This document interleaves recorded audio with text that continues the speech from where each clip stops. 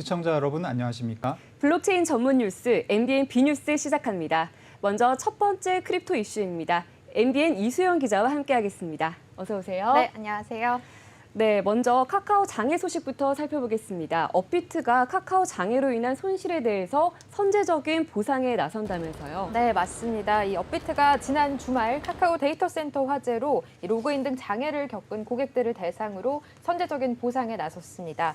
이 카카오 등 책임 주체 보상에 앞서서 업비트에서 먼저 손실분을 보전하겠다는 건데요. 네. 업비트에서 보상하는 부분은 총 두 가지로 이 장애 발생 시간 동안 로그인을 시도했으나 최초 실패한 경우, 또 이제 카카오 서비스 장애로 업비트 로그인에 실패해서 적시에 디지털 자산을 매도하지 못해서 손실을 본 경우, 이렇게 두 가지입니다. 네. 로그인이 되지 않았던 시간대를 파악하는 것과 네. 매도 의사가 있었던 것을 두 가지를 다 이제 증명을 해야 사실 네. 손해의 사실을 증명할 수 있을 것 같은데 이런 네. 것들은 어떻게 증빙하면 되나요? 이 로그인 장애로 인한 손실을 입증하기 위해서는 매도하려던 디지털 자산 수량과 또 손실분 발생 사실, 또 액수를 입증할 수 있는 구체적인 증빙 자료를 제출을 해야 됩니다. 네. 이 매도 의사를 증빙할 수 있는 자료는 이 로그인 재개 후에 디지털 자산을 매도한 기록이 필요한데요. 이 업비트는 신청자의 로그를 분석해서 실제 로그인 실패 사실이 확인된 분들을 대상으로 페이백을 진행할 예정이다, 이렇게 밝혔고요. 또 로그인 장애로 피해를 입은 이용자는 1:1 문의를 통해서 신청자 양식을 기재해서 보상을 신청할 수 있는 것으로 알려졌습니다. 네, 자 그렇다면 이러한 방법으로 증빙을 했다고 하면 그 다음에는 이제 보상 방식인데 어떤 방식으로 이 투자자들에 대한 보상이 이루어지나요? 보상은 이제 비트코인으로 수수료를 환불해주게 되는데요. 네. 먼저 이제 명확하게 피해 보상을 하겠다고 한 시간대가 있습니다. 네. 지난 토요일인 15일 오후 3시 20분부터 일요일인 16일 오전 11시 5분까지인데요. 네. 이 시간대에 로그인에 실패한 이용자들에게 이 다음 주 주중이죠. 24일부터 28일까지 5일 중에 이 이용자가 신청한 3일간 발생한 거래 수수료를 비트코인으로 환불해 주겠다고 했습니다. 다만 지적이 나오고 있는 부분은 수수료 환불도 이 기간 내에 업비트에서 새로 디지털 자산 거래를 해야 되고, 또 관련 증빙 자료를 고객들이 직접 제출해야 되는 만큼 이 고객 피해를 온전히 보전하기에는 좀 부족하다, 이런 지적이 나오고 있는 상황입니다. 네. 실질적으로 뭐 이렇게 보상이 된다거나 뭐 그런 느낌은 아닌 것 같네요.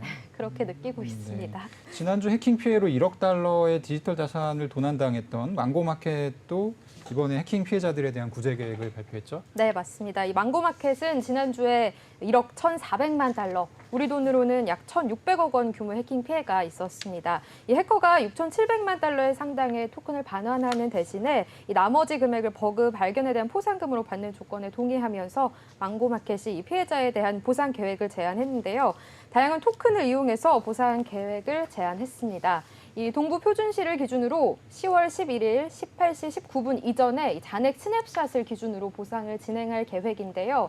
이 손익은 스테이블 코인인 USDC로 변환되고, 이 거버넌스 투표가 올라오면 망고마켓 사용자들이 72시간 동안 해당 제안서에 투표를 진행하게 됩니다. 네. 이 망고마켓의 보상 계획에 있어서 중요하게 여기는 것은 이용자가 취약점 공격 이전에 보유한 토큰과 받게 될 토큰 간의 차이를 최소화시키는 것이라고 밝혔습니다. 네, 그렇군요. 그리고 또 한 가지 소식도 살펴볼게요. 코빗에서 발표한 디지털 보고서가 있는데요. 국내 법인의 디지털 자산 시장 참여가 필요하다라는 보고서가 나왔네요. 어떤 내용인가요? 네, 이 보고서 내용에 따르면 국내 법인이 디지털 자산 시장에 참여하지 못하면서 이 디지털 자산 사업에서 파급되는 경제 효과가 해외로 유출되거나 사라지고 있다, 이렇게 나타났습니다. 네. 한국을 제외한 대부분의 국제 선진국 규제 기관에서는 디지털 자산 거래 접근성에 대해서 개인과 법인의 차이를 두지 않고 있습니다. 네. 이 우리나라 거래소의 협업 은행들은 디지털 자산 거래를 위한 실명 계좌를 법인에 발급하지 않고 있는데요. 그래서 이 국내 기업들이 사업 진출에 필요한 디지털 자산을 거래소에서 취득하거나 현금화할 수 없습니다. 그 결과 많은 국내 기업들이 이 디지털 자산 사업 진출을 포기하거나 해외로 사업 거점을 옮기면서 이 과정에서 디지털 자산에서 사업에서 파급되는 경제 효과도 상실되거나 해외로 유출되어 버리고 있는 겁니다.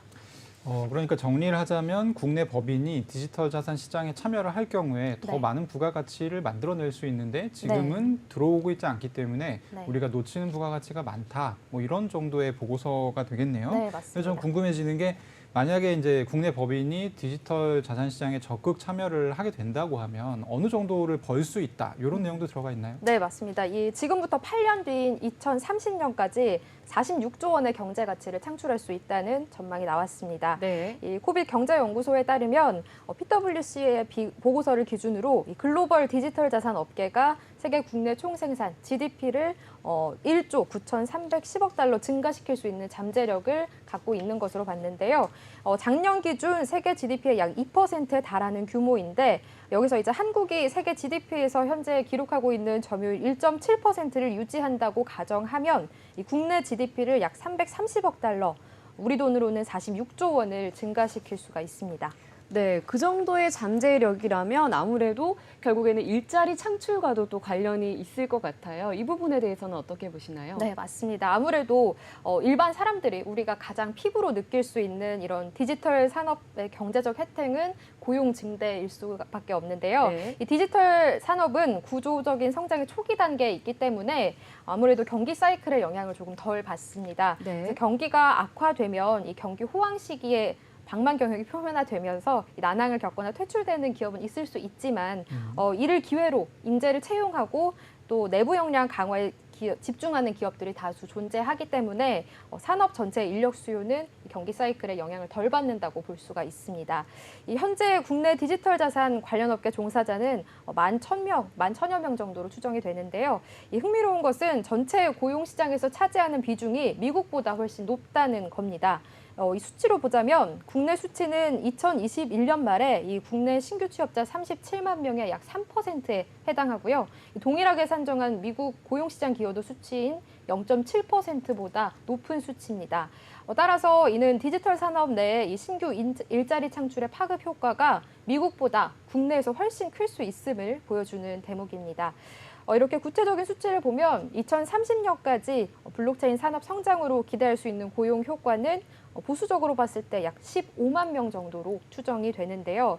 8년간 15만 명의 고용 인력이 창출된다는 게 평균값으로 보면 연간 18,000여 명 정도고 작년 신규 취업자 37만 명 중에 5%에 해당하는 수치입니다. 네. 이 디지털 자산 산업이 불과 10년 전에 자생적으로 생겨났는데 이런 산업이 정부의 지원 없이 신규 일자리 창출에 5% 기여하는 게 상당히 고무적이라고 볼 수 있는 부분이고요. 또 우리 사회의 고질적인 문제라고 할 수 있는 이 청년 일자리 문제에 기여할 수 있다는 것도 상당히 고무적인 부분입니다. 글로벌 그 크립토 업계에서 한국이 차지하는 비중이 1.7% 네. 정도인데 2021년 말 신규 취업자 중에 이제 계산을 해보면 네. 3% 정도나 벌써 취업이 되고 있다. 그러니까 한국은 좀 비교적으로 일자리가 좀 많아지고 있는 상황이고 그거에 네. 비해서 굉장히 자본이 집약적으로 되어 있는 미국 같은 경우는 오히려 고용이 좀 떨어진다. 이런 네. 지금 설명을 주셨고요. 무엇보다 좀 강조되고 있는 게 투자자 보호 측면인데요. 이 부분 같은 경우도 좀 영향을 미칠까요? 기업이 들어오게 되면? 네, 영향을 상당히 미칠 것으로 예상이 되는데요. 이 법인 투자자, 특히 자산운용 전문 노하우를 갖춘 이런 자산운용사의 디지털 자산 시장 진입은 시장 참여자의 굉장히 질을 높이기 때문에 개인 투자자 보호의 효과를 굉장히 촉진시킨다고 볼 수 있습니다. 한국 증시의 역사를 통해서 이 근거를 들 수가 있는데요. 이 1956년에 설립된 대한증권거래소가 모태인 이 한국거래소는 1980년대까지는 개인 투자자가 좀 주도하는 시장이었습니다. 네. 70년대 중반부터는 일반 법인이나 또 자산운용사가 일부 참여하긴 했지만 이 전문 자산운용 노하우가 미비했기 때문에 시장 참여자들의 매매 행위는 개인 투자자와 크게 다르지 않았습니다. 1960년대 소위 증권 파동으로 알려진 이 사건을 보시면 이 한국 증시 상황을 알 수가 있는데요. 네. 이 국가기관이 앞장서서 개인 투자자들을 상대로 주가를 조작해서 국민들에게 손실을 입힌 지금으로는 되게 믿기 힘든 희대의 저희 사건이었죠. 지금 신문 왼쪽에 네. 있는 시커먼 게 사람들인 거죠? 네, 맞습니다. 네. 와. 이렇게 대한민국 증시 65년 중의 역사의 네. 거의 절반이 뭐 지금의 디지털 시장보다 어쩌면 더 좋지 않았다, 별반 다르지 않았다 이렇게 네. 볼 수가 있습니다. 네. 뭐 이때에 비하면 한국 증시는 아직도 개선해야 될 부분이 물론 많지만 투자자 보호라는 관점에서만 보면 30년간 참 많은 발전이 있었다라고 볼 수가 있는데요. 이 투자자 보호의 필수 요건이 효율적인 가격 발견과 또 투자 관련 중요 정보의 공정한 공시다 이런 점을 놓고 보면 더욱 그렇다고 볼 수가 있습니다.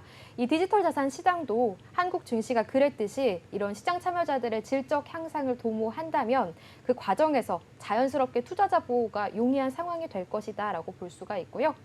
예를 들어서 현재 디지털 자산 시장의 투자자 보호를 위해서 제안되고 있는 이런 각종 규제안들이 전문 지식을 갖춘 시장 참여자들이 증가할 때 굉장히 파급 효과가 크다고 볼 수 있습니다. 한국 증시에서 이 상장 기업이 성실하게 재무제표나 손익계산서를 제공을 해도 정보를 이해하고 해석할 수 있는 참여자들이 없다면 공시가 아무 의미가 없지 않습니까? 그렇죠. 네, 마찬가지로 이런 디지털 자산 프로젝트 팀이 프로젝트 진행 상황에 대해서 성실히 공시를 해도 정보를 해석할 수 있는 지식을 갖춘 참여자가 시장에 없다면 투자자 보호 효과를 볼 수가 없겠죠. 네. 그래서 법인 투자자, 특히 이 자산운용 전문 노하우를 갖춘 자산운용사의 디지털 시장 진입이 이 투자자 보호에 굉장히 중요한 역할을 할 것으로 보입니다. 네, 그리고 또 국민연금과 관련해서요. 연금이 디지털 자산으로 자산 배분이 가능해지면서 수익률이 개선되고 또 이 점이 인구 고령화로 인한 연금의 적립금 고갈 문제 해결에 기여를 하게 되면 이 점은 자산운용 수익률 개선에 도움이 된다고 볼 수 있을까요? 네, 맞습니다. 뭐 고령화 문제 심각하다 이런 말은 늘 하는데 네. 사실 고령화 사회에서 나타나는 문제 중 하나가 이 연금 적립금의 고갈입니다. 그렇죠. 우리나라는 지금의 고령화 추세라면 이 연금 고갈까지 남은 시간이 불과 30년이다 이렇게 보고 있는데요. 네. 이 대부분의 OECD 국가들은 국민들의 노후 복지를 위해서 연금 제도를 운용하고 있습니다. 네. 문제는 이 한국을 포함한 여러 나라의 연금 제도가 일정 수준의 수익을 보장하는 확정급여형의 성격이 강해서 인구 고령화가 진행될수록 채무가 늘어나는 결과를 가져온다는 건데요. 네. 물론 출산율 회복과 같은 근본적인 해결책을 실천하면 좋지만 이 사회 전반에 걸친 가치관의 변화와 굉장히 많은 시간이 들지 않습니까? 네. 그래서 이 한 가지 대안으로 연금의 수익률을 개선해서 이 연금 고갈 시점을 지연시키는 방법을 생각해 볼 수가 있는데 이 리스크 증가 없이 기대의 수익률을 추가로 개선하기 위해서는 상관관계가 낮은 새로운 자산군 편입이 필요합니다. 이에 디지털 자산이 적합한 건데요. 네. 유동성이 풍부하고 또 기존 자산과 상관관계가 낮을 뿐만 아니라 자체적인 리스크 조정 수익률이 높기 때문입니다. 이렇게 디지털 자산을 새로운 자산군으로 편입해서 수익률이 개선되면 다른 근본적인 해결책들이 성과를 보일 때까지 조금 시간을 벌 수 있다 이렇게 보고요. 네. 이러한 이유 때문이라도 국내 법인이 디지털 자산 시장에 참여할 수 있어야 된다 이렇게 보고 있습니다. 말씀하신 걸 좀 정리해 보면 어쨌든 뭐 저출산이라든지 이런 문제들은 모든 국민들이 좀 뼈저리게 느끼고 있는 네. 사실 난점 중에 하나인 것이고 네. 자연스럽게 국민연금 문제하고 연결이 되는데 이제 국민연금이 지금은 디지털 자산에 투자를 못하게 되어 있죠. 네, 그렇죠. 근데 이제 이걸 열어주게 되면 조금 더 수익 다변화라든지 네. 아니면 수익률 개선이라든지 이런 도움이 되기 때문에 결국에 우리가 나중에 연금 받는 데 더 도움이 될 수 있다 이런 설명해 주셨고요. 네. 좋은 말씀들을 많이 주셨는데 그럼 법인의 가상자산 거래를 허용할 경우에 안 좋은 점은 없나요? 생각해 볼 수 있는 것은 사실 네. 뭐 디지털 자산에 대한 리스크를 충분히 이해하지 않고 이 투자를 했을 때 손실을 입는 부분이겠죠. 네. 사실 뭐 이러한 리스크는 법인뿐만 아니라 뭐 개인 투자자들에게도 적용이 되는 부분인데 네. 뭐 개인 투자자는 상대적으로 법인 투자자에 비해서 뭐 냉정한 판단을 하기 조금 쉽지 않은 반면에 이 법인은 조직 구성에 따라서 감시가 가능하기 때문에 네. 대체로 안전장치가 존재한다 이렇게 말할 수가 있겠고요. 뭐 근데 사실 미국처럼 투자자에 대한 책임이 뭐 개인에게 있다, 뭐 스스로에게 있다 이런 인식이 강하면 이런 것은 사실 논쟁거리가 되지 않는 부분인데요. 네. 이런 시장 참여자들이 올바른 투자 결정을 내리기 위한 이런 공정한 정보 공개는 정부의 네. 공권력을 통해서 의무화하지만 투자 결정에 대한 책임은 뭐 각자에 있다 이렇게 보는 네. 것이죠. 한 예로는 이 마이크로 스트래티지가 잉여 자금뿐만 아니라 이 전환 사채를 발행하면서 비트코인 투자를 감행하는 게 전적으로 시장 원리에 따라서 주주들과 채권자들의 책임하에 행해지는 것이고 여기에 정부가 전혀 관여를 하지 않습니다. 네. 뭐 사실 국내에서도 투자자 스스로의 책임을 원칙으로 하고는 있지만 문화적으로 좀 정착됐다고 보기는 어렵습니다. 부분인데요. 이 투자 손실을 막기 위한 조치로 뭐 접근을 차단해야 된다 이런 규제 당국의 접근 방식이 이를 방증하는 사례라고 볼 수가 있겠죠. 뭐 법인의 투자 손실 리스크에 대한 대응으로 정부의 개입이 필요하다면 뭐 기업 스스로 리스크 관리를 위해서 뭐 교육을 의무화한다거나 아니면 디지털 자산 보유량을 제한한다거나 이런 방법을 생각해 볼 수 있을 것 같고요. 네. 선택권을 차단하는 게 뭐 최선의 정책은 아니라는 점을 좀 생각해 볼 때인 것 같습니다. 네. 네, 자 오늘도 다양한 디지털 자산 이슈들 잘 들었습니다. 오늘 말씀 감사드립니다. 네, 감사합니다.